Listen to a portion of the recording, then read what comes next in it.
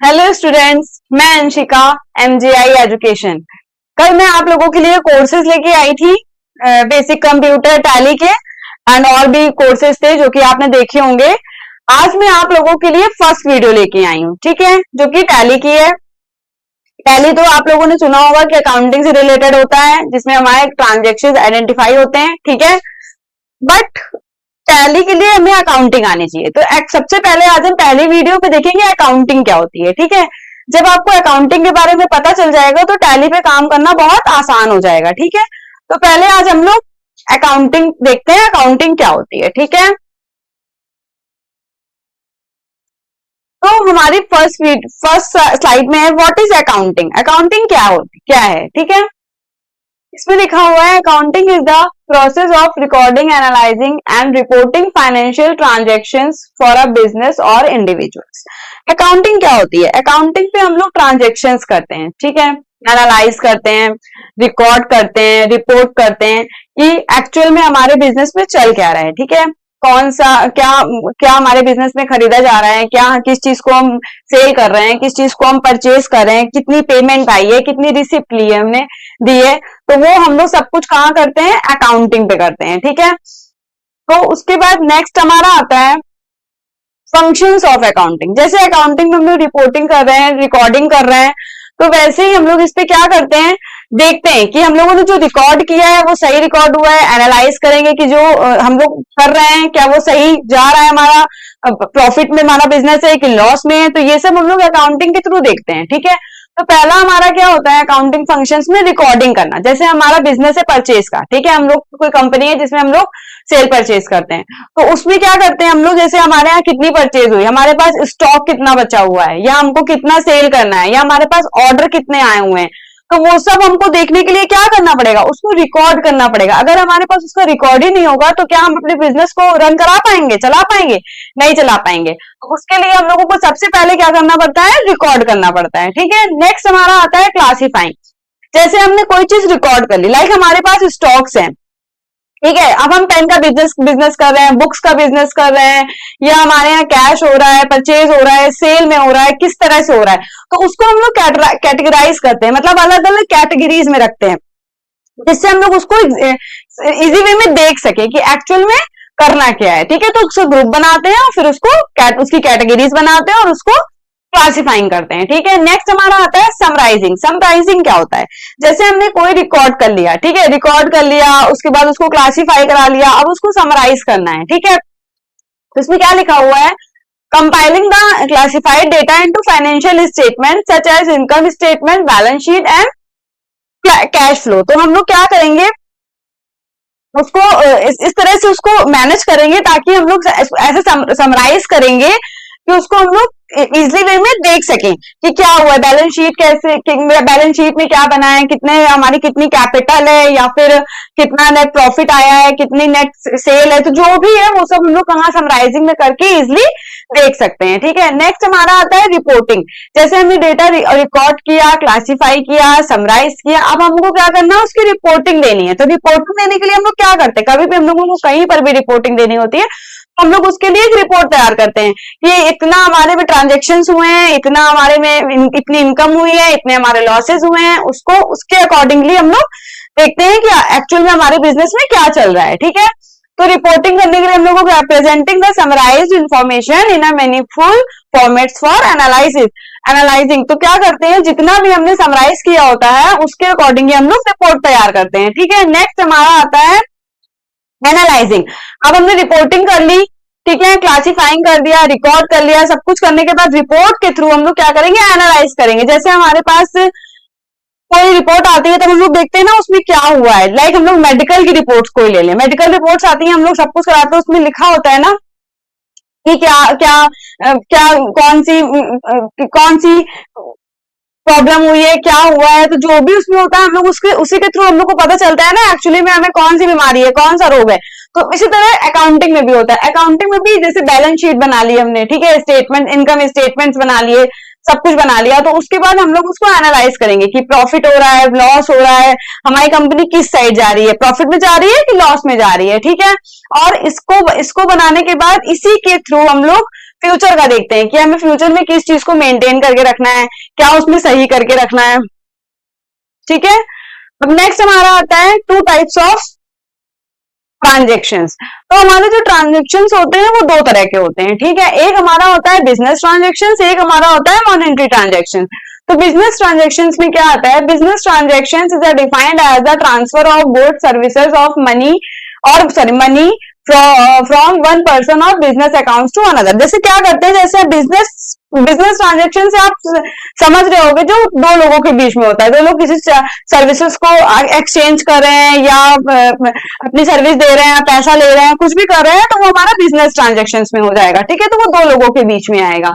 Next हमारा आता है मॉनेटरी ट्रांजेक्शन्स। मॉनेटरी ट्रांजेक्शन्स हमारा मनी से रिलेटेड होता है, लाइक कहीं पे कैश में बिजनेस चल रहा है, क्रेडिट पे उधार पे चल रहा है, या फिर चेक के थ्रू चल रहा है, कोई बैंक टू बैंक ट्रांजेक्शन्स करा रहा है, कोई कैश में ट्रांजेक्शन्स करा रहा है, तो वो हमारा मॉनेटरी ट्रांजेक्शन्स में काउंट हो जाता है। इसमें लिखा हुआ है जैसे कि monetary transactions refer to any action involving the deposit, withdraw, transfer और एक्सचेंज ऑफ मनी और monetary instruments, cash, credit and check.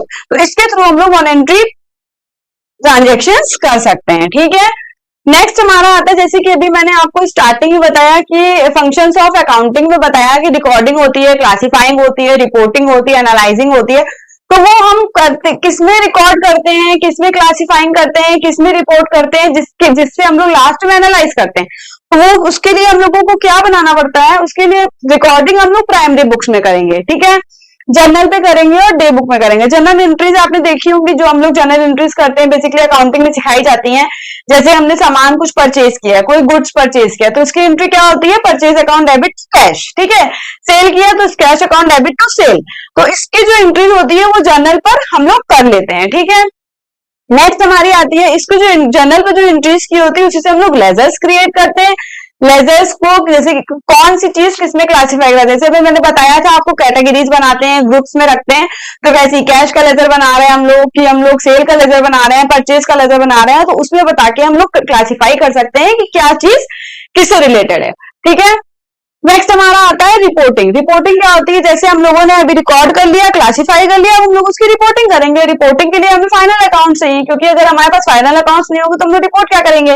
ठीक है, और फाइनल अकाउंट से ही हमारा रिजल्ट आएगा। ठीक है, तो पहला क्या आ जाएगा, हम फाइनल अकाउंट्स बनाते हैं, उसमें हम थ्री टाइप्स ऑफ अकाउंट्स बनाते हैं। पहला क्या बनाते हैं, trading account, profit and loss account and balance sheet. Trading account जो होता है वो हमारा direct income and direct expenses से रिलेटेड होता है। उसमें जो भी फैक्ट्री में जो काम हो रहा होता है उससे रिलेटेड जो भी ट्रांजेक्शन्स होते हैं वो हमारे किस में जाते हैं, ट्रेडिंग में जाते हैं। प्रॉफिट एंड लॉस हमारा इनडायरेक्ट एक्सपेंसेस और इनडायरेक्ट लॉसेस से रिलेटेड होता है, जो हमारे ऑफिस से रिलेटेड होते हैं।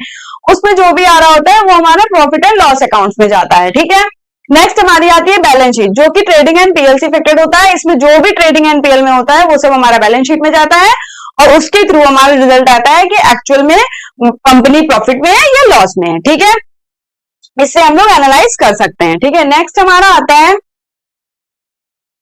Accounting period. Three types of accounting period होते हैं, एक प्रीवियस ईयर होता है, एक असेसमेंट ईयर होता है और एक फाइनेंशियल ईयर होता है। ठीक है, प्रीवियस ईयर को हम लोग कह सकते हैं बीता हुआ साल, जो हमारा साल जा चुका है वो प्रीवियस ईयर है। जो हमारा साल आने वाला है वो कौन से साल होगा, असेसमेंट ईयर होगा। और जो चल रहा है उसको हम लोग वित्तीय वर्ष बोलते हैं, तो ये क्या है, फाइनेंशियल ईयर है। असेसमेंट ईयर को हम लोग आगत वर्ष भी बोल सकते हैं अकाउंटिंग लैंग्वेज में। ठीक है, तो इसमें क्या आता है, प्रीवियस ईयर। तो हम लोग कैसे पता करेंगे कि प्रीवियस ईयर हमारा क्या था। ठीक है, तो प्रीवियस ईयर था हमारा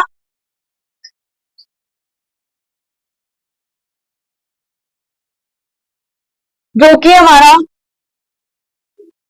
1 अप्रैल 20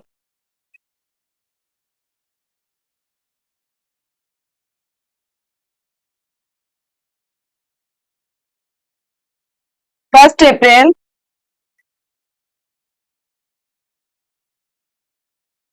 2024 से स्टार्ट हुआ था, और ये इसकी एंडिंग कब हुई थी, 31 मार्च 2025 को ये एंड हो गया था। कौन सा ईयर, प्रीवियस ईयर। फिर हम बात करते हैं असेसमेंट ईयर की, आगत वर्ष। जो हमारा साल अब आएगा, अभी जो हमारा साल चल रहा है वो फाइनेंशियल ईयर है, अब जो आने वाला होगा वो कौन सा होगा, असेसमेंट ईयर। तो वो अब क्या हो जाएगा, अभी के लिए जो होगा तो वो हो जाएगा 1 अप्रैल 2026 टू 31 मार्च 2027। मतलब कि ये 1 अप्रैल 2026 से स्टार्ट होगा और 31 मार्च 2027 को इसका क्या हो जाएगा, एंड हो जाएगा। ठीक है, फाइनेंशियल ईयर वो होता है जो अभी चल रहा है, तो कौन सा ईयर चल रहा है जिसके थ्रू हम लोग अभी अकाउंटिंग में वर्क कर रहे हैं, तो वो है हमारा 1 अप्रैल 2025 से ये स्टार्ट हुआ था 31 मार्च 2026 को इसकी क्लोजिंग हो जाएगी। ठीक है, तो वो हमारा फाइनेंशियल वित्तीय वर्ष बोलते हैं उसको।